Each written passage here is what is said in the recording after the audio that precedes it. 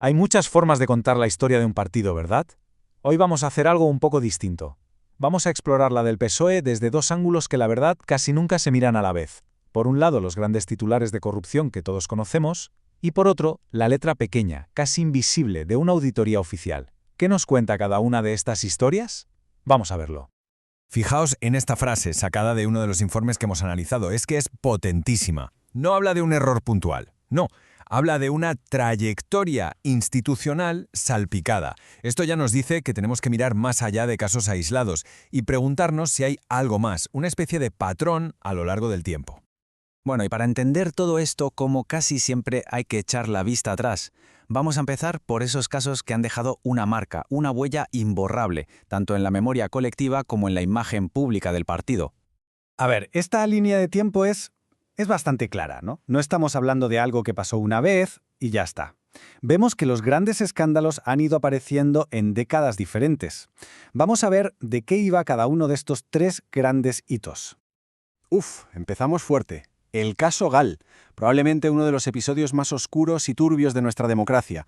Estamos hablando de la llamada guerra sucia contra ETA, financiada con dinero de todos, con fondos públicos. Una trama que acabó nada menos que con altos cargos del gobierno en la cárcel, incluido el propio ministro del Interior. Y bueno, solo unos años más tarde, ¡pum!, estalla el caso Filesa. Esto es, el manual de cómo se financia ilegalmente un partido. Se montó toda una red de empresas fantasma que facturaban a grandes bancos y empresas por informes que nunca existieron. Y ese dinero, claro, iba directo a las arcas del partido. Y con esto llegamos al caso de los ERE en Andalucía. Aquí ya hablamos de palabras mayores. Una trama gigantesca, un sistema diseñado para desviar cientos de millones de euros. O sea, imaginad la escala. Dinero que tenía que ir a ayudar a trabajadores en paro y a empresas en crisis y que acabó alimentando una red clientelar. Un fraude masivo con dinero público. Vale, hasta ahora hemos hablado de juzgados, de delitos, de grandes titulares. Pero, ¿qué pasa si cambiamos el foco por completo? Vamos a dejar los tribunales y a meternos en los despachos de los auditores. Aquí vemos una cara muy distinta del control, la fiscalización burocrática, el día a día de las cuentas del partido. Y aquí la figura clave es esta, el Tribunal de Cuentas. Pensemos en ellos como los contables del Estado, los que miran con lupa hasta el último céntimo de los partidos. Su trabajo no es buscar delitos, ojo, sino desajustes, irregularidades y falta de transparencia. Entonces, la gran pregunta es, ¿qué encontraron cuando pusieron la lupa sobre las cuentas del PSOE de 2020? Y lo que sale a la luz no son tramas de película, sino algo mucho más sutil, pero que desde luego da que pensar. Pues mirad, la cifra que resume gran parte del informe es 295. ¿295 qué? 295 cuentas bancarias. Ese es el número de cuentas que el partido tenía abiertas, pero que no estaban registradas en su contabilidad oficial. O sea, las cuentas existían, movían dinero, pero sobre el papel eran invisibles. Pero la cosa no se queda ahí, ¿eh? El informe sigue y encuentra más, puntos ciegos. Por ejemplo, personal contratado por el partido pero que en realidad trabajaba para su grupo político en Melilla. Ahí se están mezclando fondos que deberían ir por separado. O facturas de abogados por servicios tan genéricos que es imposible saber si ese gasto estaba justificado o no. Son, en definitiva, fallos de gestión que demuestran una falta de control interno.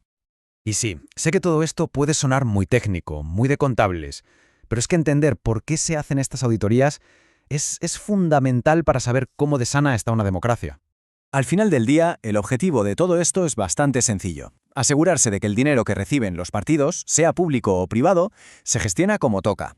Es una especie de barrera de seguridad, un mecanismo para que todo sea transparente y, en teoría, todos jueguen con las mismas reglas.